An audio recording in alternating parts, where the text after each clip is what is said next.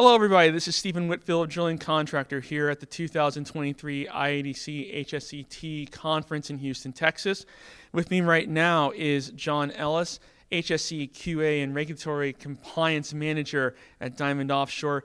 Mr. Ellis gave a presentation on human performance and sort of where this fits in with overall safety protocol. And we're going to talk a little bit about all of that, some of the stuff he said in his presentation, and we'll get a little bit of insight here. So, John, thank you so much for joining me today.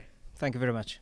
So, talked about human performance. You had mentioned sort of this thing about the 5 principles of human performance and also how it kind of fits in within the traditional way of thinking about safety, human performance, everything like that, and the new way of thinking. So for our viewers, can you explain what the traditional way and the new way of thinking are, and how far along do you think the drilling industry is in sort of in accepting, embracing this new way of thinking? The traditional way of thinking, we see people as a problem, a risk that needs to be managed, and we see the absence of incidents as a good metric for our performance. In the new way of thinking, we regard the presence of capacity within our systems to deal with human failure without a negative connotation at the end of it.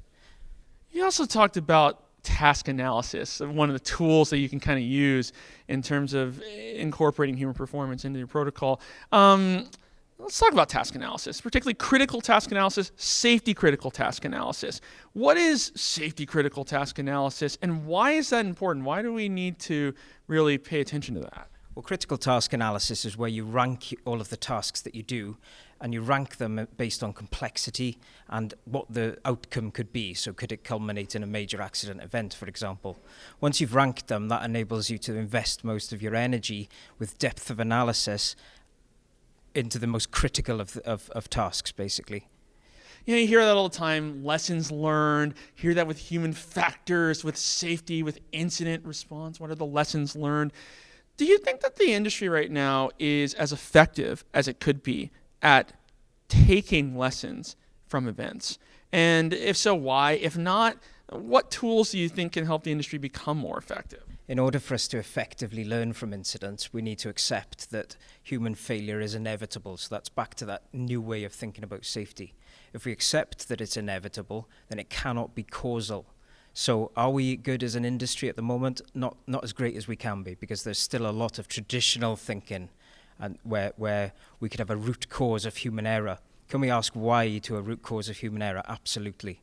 And that would probably be indicative that if we can ask why to that, why did somebody fail, there are probably underlying factors, organizational factors, deeply rooted within your organization that need to be dealt with.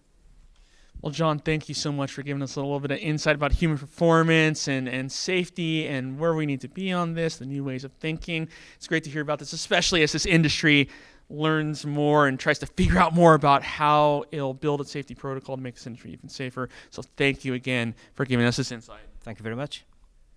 And thank you for visiting Drilling Contractor.